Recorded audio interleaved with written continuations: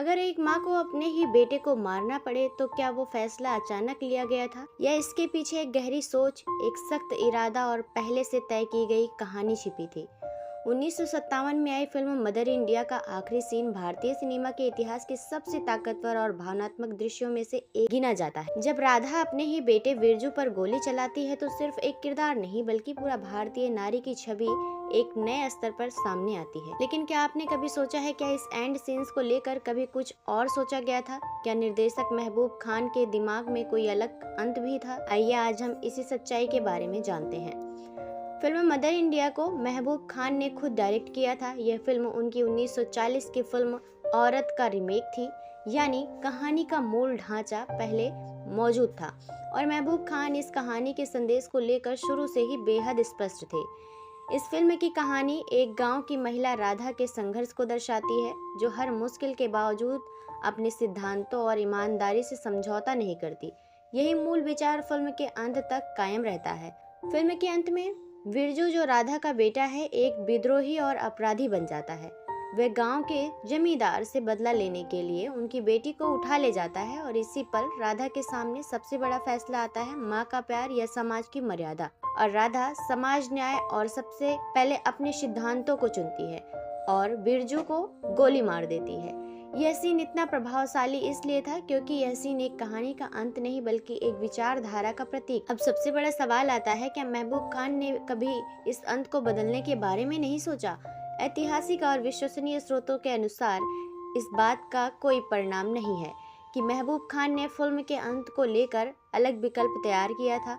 उन्होंने शुरू से ही इस कहानी को एक नैतिक संदेश के साथ प्रस्तुत किया और निर्णय लिया। दरअसल महबूब खान का सिनेमा हमेशा समाज और नैतिक मूल्यों से जुड़ा रहा। मदर इंडिया उनके कैरियर की सबसे महत्वपूर्ण फिल्मों में से एक थी और यह इसके संदेश को लेकर बहुत स्पष्ट थी।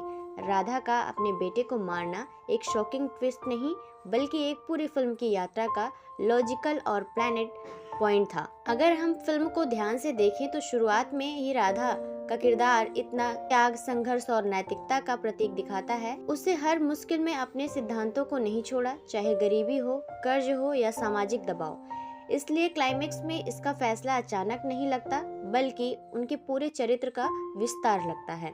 कई बार दर्शकों के बीच यह चर्चा शुरू हुई, क्या विरजू को बचाया जा सकता था या फिल्म का अंत थोड़ा सॉफ्ट हो सकता था। लेकिन यह फिल्म दर्शकों की भावनात्मक प्रतिक्रिया थी, न कि फिल्म के निर्माण से जुड़ी कोई वास्तविक योजना।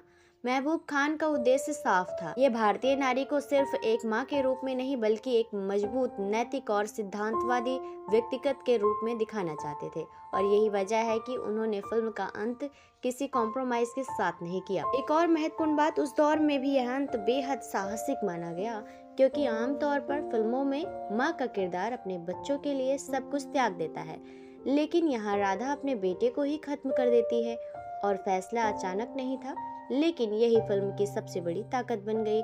फिल्म को न सिर्फ भारत में बल्कि अंतर्राष्ट्रीय स्तर पर भी सराहा गया। मदर इंडिया को ऑस्कर अवार्ड से बेस्ट फिल्म फेयर अवार्ड के लिए नामांकित किया गया, जो उस समय भारतीय सिनेमा के लिए एक बहुत बड़ी उपाधि। और इस सफलता का एक बड़ा कारण यही मजबूत और स्पष्ट अंत था।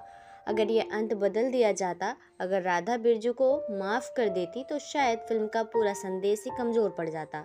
इसलिए यह कहानी पूरी तरह सही है कि मदर इंडिया का एंड कोई अचानक नहीं लिया गया, अचानक का कोई फैसला नहीं था और ना ही इसके पीछे कोई और कहानी मौजूद थी। यह अंत महबूब खान की सोच, उनकी कहानी और उनके सिनेमा की आत्मा का हिस्सा था। तो अगली बार जब आप मदर इंडिया का वो आखिरी सीन देखें तो सिर्फ एक माँ को अपने बेटे को मारते हुए मत देखिए, बल्कि उस फैसले के पीछे छुपे उस इरादे को समझिए जो भारतीय सिनेमा को एक नई पहचान देने वाला था।